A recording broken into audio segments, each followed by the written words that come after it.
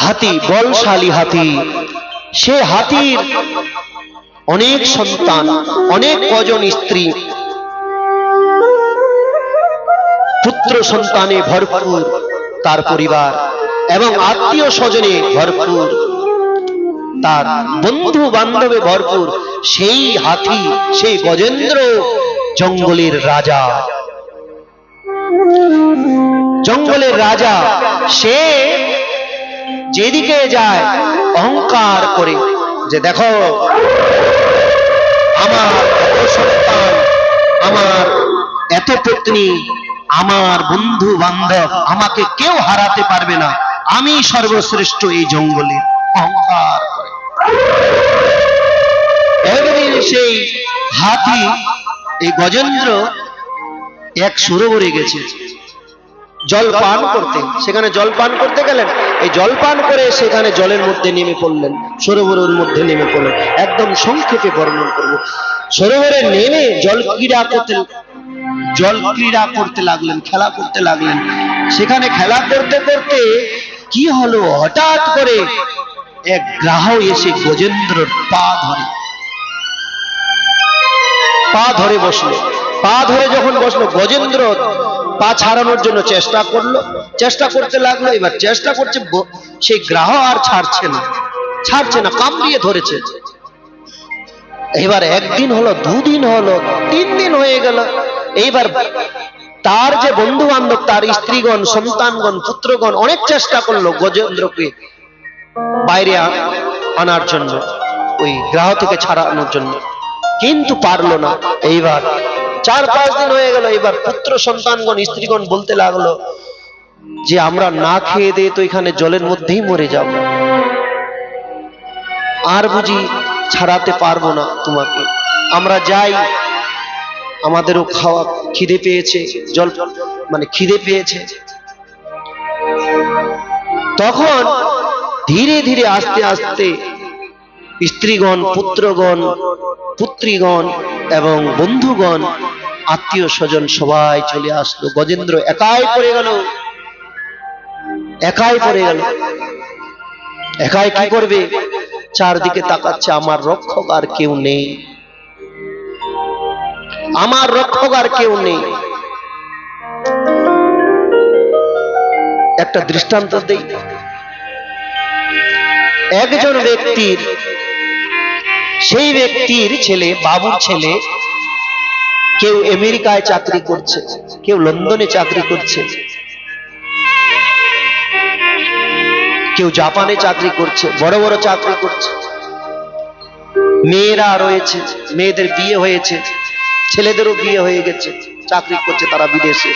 এবার বাবু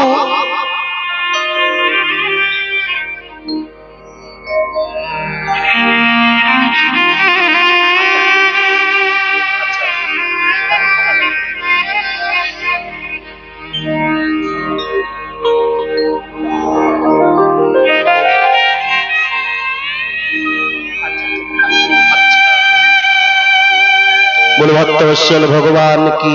দেখুন 8টা 20 মধ্যেই পাঠ সমাপন হবে, প্রভু খবর দিলেন। আমি 9টা পর্যন্ত পাঠ করতে চাইছিলাম, কিন্তু পারমিশন আমাদের নেই থানা থেকে, বুঝতে পেরেছেন তো। বাবুর ছেলে মেয়ে বিদেশে চাকরি করে। এবার বাবুর শরীর খারাপ হয়েছে, বাবুর ক্যান্সার হয়েছে, আর বাঁচবে না। এবার ছেলেদেরকে ফোন করা হয়েছে, ছেলেরা বিদেশ থেকে এসেছে, মেয়েরা শ্বশুর বাড়ি থেকে এসেছে। যখন এসেছে, এসে দেখছে অসুখ তো ছাড়বে না। 1 দিন হয়ে গেল, 2 দিন হয়ে গেল, 1 মাস হলো, 2 মাস হলো, এবার 3 মাস হয়ে গেল। ছেলেরা বলতে লাগলো পিতাকে, ছেলেরা তো জানে বাবার মৃত্যু নিশ্চিত, বাবা মরবে, বলতে লাগলো বাবা আর থাকতে পারছি না, যেতে হবে, চাকরি রয়েছে। এবার বাবা কি বলবে, ছেলে চলে গেল, ছেলেরা চলে গেল এই বলে। মেয়েরাও এবার বলতে আসলো যে বাবা তোমার জামাইয়ের খুব কষ্ট হচ্ছে, ঘরে ফিরে যেতে হবে, বাচ্চাদের স্কুলের লেখাপড়া রয়েছে। মেয়েরাও চলে গেল, এই বৃদ্ধ ব্যক্তি একাই পড়ে থাকলো, কেউ সাথে থাকলো না, না ছেলে মেয়ে কেউ থাকলো না, একাই পড়ে পড়ে। এই গজেন্দ্রের স্থিতি হয়েছে আজকে তাই। গজেন্দ্র বাঁচার কোনো উপায় দেখলেন না, সহস্র বছর ধরে গ্রাহর সাথে যুদ্ধ করলেন, কিন্তু বাঁচার কোনো রাস্তা নাই। গজেন্দ্রের স্মরণ শক্তি ফিরে আসলো। পূর্ব জন্মে যে হরির সাধনা করেছিল, এই গজেন্দ্র সাধারণ নয়, এই গজেন্দ্র হচ্ছে ইন্দ্রদম্নু রাজা। ইন্দ্রদম্নু রাজা আগস্ত্য ঋষির চরণে অপরাধ করেছিল। আগস্ত্য ঋষি অভিশাপ দিয়েছিল, যা তুই হাতি হয়ে যা। তখন আবার এই রাজা ওই আগস্ত্য ঋষির চরণ ধরে বললেন, মহারাজ এত বড় অভিশাপ দিলেন আমাকে, এত বড় অভিশাপ দিলেন। বলে ঠিক আছে, যেহেতু আমার শরণ গ্রহণ করেছি, শরণাগত হয়েছিস, যা আমি আশীর্বাদ করলাম, তোর উদ্ধার ভগবানই করবে। ভগবান নিজেই তোকে বৈকুণ্ঠে নিয়ে যাবে, যা ভগবানের দর্শন পাবি। আর এই গ্রাহ যে হাতির চরণ ধরেছে, হাতির পা ধরেছে, এই গ্রাহকে বলে হুহু নামের গন্ধর্ব। এই গন্ধর্ব হাসানোর কাজ করে স্বর্গে, সবাইকে হাসি, সবার সাথে হাসি মজাক করে। একদিন সরোবরের তীরে স্নান করছিল অপ্সরা গন্ধর্বীদের নিয়ে, সেখানে এক ঋষির চরণে অপরাধ করল, দেবল ঋষির চরণে অপরাধ করল। দেবর ঋষি জলাঞ্জলি প্রদান করছিলেন ভগবানকে, সে সময়ে গিয়ে হুহু নামের গন্ধর্ব মানে নিচে থেকে, জলের নিচে থেকে কুমির সেজে পা ধরলেন। যেমনি পা ধরলেন, দেবল ঋষি ভয় পেয়ে গেছে, বলে কে রে, কুমির আসলো নাকি? ভয় পেয়ে গেছে, ভয়ভীত হয়ে সে ছটপট করে উপরে উঠেছে। তখন হুহু নামের গন্ধর্ব অন্যত্র অন্যদিকে গিয়ে হু হু করে হাসছে। তখন বলে, আরে দুষ্টু, তোর কাজ, তুই গন্ধর্ব হয়ে তুই এই সাধু মহাত্মাদের অপমান করছিস, বৈষ্ণবদের অপমান করছিস, ঋষিদের অপমান করছিস, যা তোর আচরণ গ্রাহর মতো, তুই গ্রাহ হয়ে যা। তখন আবার হু নামের গন্ধর্ব দেবল ঋষির চরণ ধরে বললেন, ঋষিবর আমাকে ক্ষমা করুন, আমার ভুল হয়ে গেছে। বলে যা, যেহেতু ক্ষমা চাচ্ছিস, কারণ সাধুর হৃদয় সন্ত হৃদয় নবনীত সমান, সন্ত হৃদয় নবনীত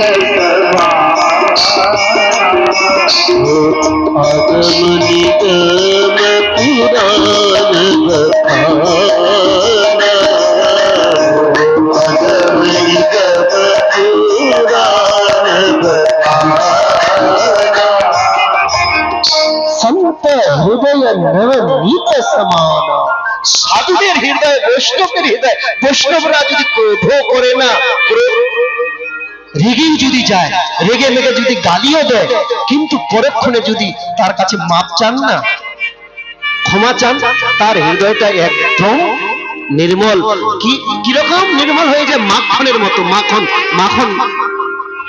সন্ত হৃদয় নবনীত সমান, নবনীতর মতো মাখনের মতো হয়ে যায়। দেবল ঋষি বললেন, যা, তোর উদ্ধার ভগবান করবি, কিন্তু তুই কোন ভক্তের চরণ ধরবি।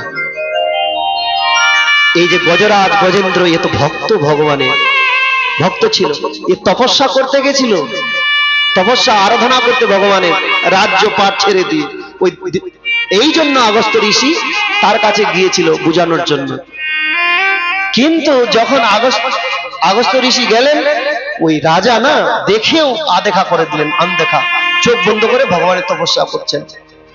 তখন আগস্ত্য ঋষি রেগে গিয়ে ক্রোধিত হয়ে, আমাকে দেখেও তুই আদেখা করে দিচ্ছিস,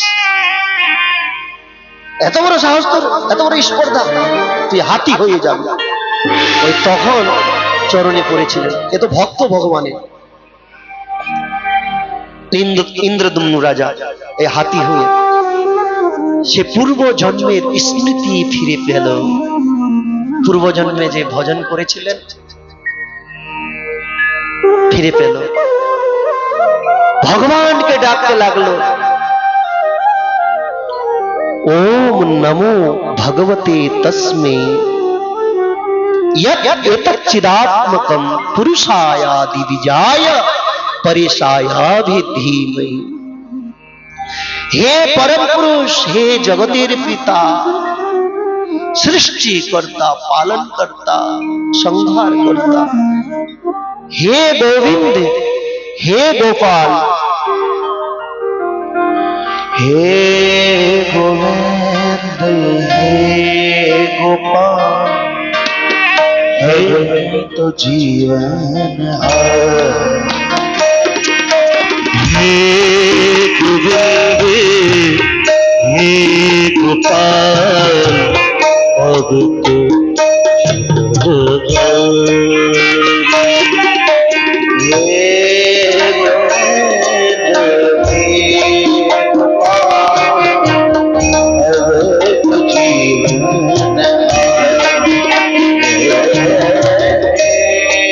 गजेंद्र डाकছেন, হে গোবিন্দ, হে গোপাল, হে প্রভু রক্ষা করো, আমাকে রক্ষা করো। সেই সরোবরে এক পদ্ম ফুল দেখতে পেলেন গজেন্দ্র।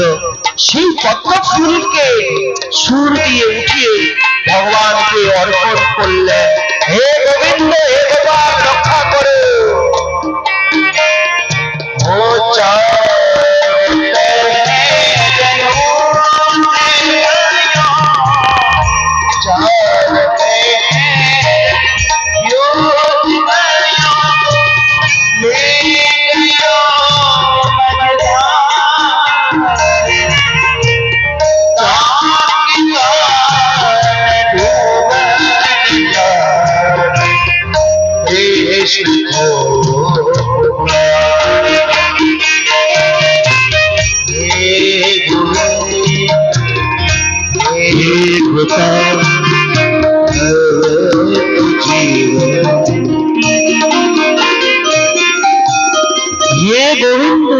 गोपाल, अब तो जीवन हारे, रक्षा करो प्रभु। এভাবে যখন স্তুতি করতে লাগলেন গজেন্দ্র, ভগবান আর থাকতে পারলেন না। ভগবান গরুড়কে বললেন, গরুড় তাড়াতাড়ি এসে, আমার ভক্ত গজেন্দ্র আমায় ডাকছে, আমাকে যেতে হবে। গরুড় দেরি করছেন। গরুড় দেরি করছেন বলে ভগবান আর দেরি করলেন না। ভগবান তৎক্ষণাৎ এক মুহূর্তের মধ্যেই এই গজেন্দ্রের সামনে প্রকট হয়ে গেল। সেখানে প্রকট হয়ে ভগবান কি করলেন? ওই গ্রাহকে সংহার করলেন। গ্রাহকে কেন আগে সংহার করলেন? মুক্ত করলেন। আর গ্রাহর যে আত্মা ছিল, আত্মা, ওই আত্মা গ্রাহ শরীর ছেড়ে দিয়ে ভগবানের চরণে এসে লীন হয়ে গেল। বলে ভক্তবৎসল ভগবান কি। কেন? যারা ভক্তের চরণ ধরে তাদের উদ্ধার আগে হয়। ভগবানকে না ধরে যারা ভক্তের চরণ ধরে না, তাদের উদ্ধার আগে হয়। এইবার গজেন্দ্রকে ভগবান হাত দিয়ে টেনে নিয়ে আসলেন। এবার গজেন্দ্রকে বললেন, যা এবার জঙ্গলে ফিরে যা, তোর পত্নীগণ, তোর বালকগণ, তোর আত্মীয় স্বজনগণ তোর জন্য অপেক্ষা করছে, যা ফিরে যা। তখন গজেন্দ্র এই হাতি বলতে লাগলেন, প্রভু আর আমি যাব না। আমার না আমার স্ত্রী আপন, না আমার পুত্র আপন, না আমার আত্মীয় স্বজন আপন।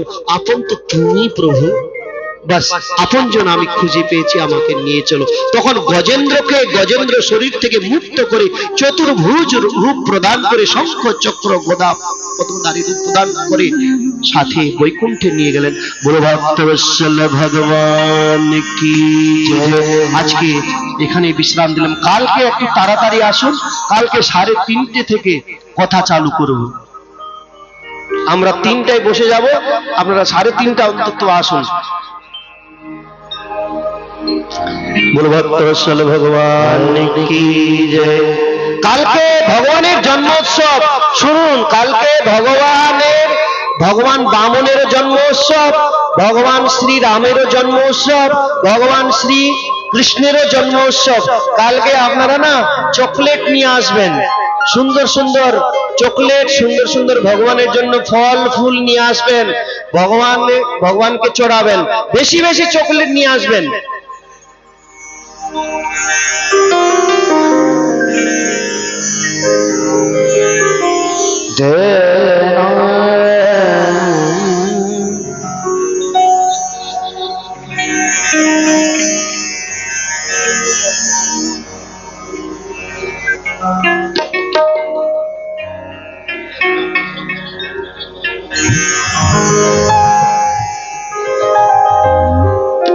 श्री राम बोले भगवान की जय। वरसाद सरकार की जय। जय जय श्री राम। हो बिन पिए नशा चढ़ जाता है जो राधे राधे गाता, बिन पिए नशा चढ़ जाता है जो राधे राधे गाता, जो राधे राधे गाता है, जो साचा गाता है, जो राधे राधे गाता है, जो साचा बिन पिए नशा चढ़ जाता है जो राधे राधे गाता, बिन पिए नशा चढ़ जाता है जो राधे राधे गाता।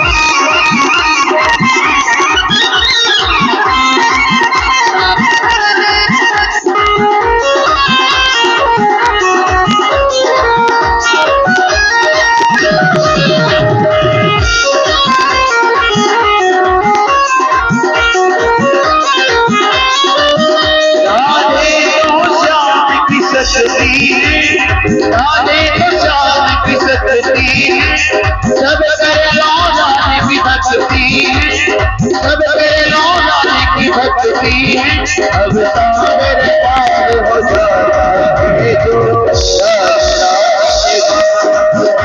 फिर पिए नशा चढ़ जाता है जो राधे राधे गाता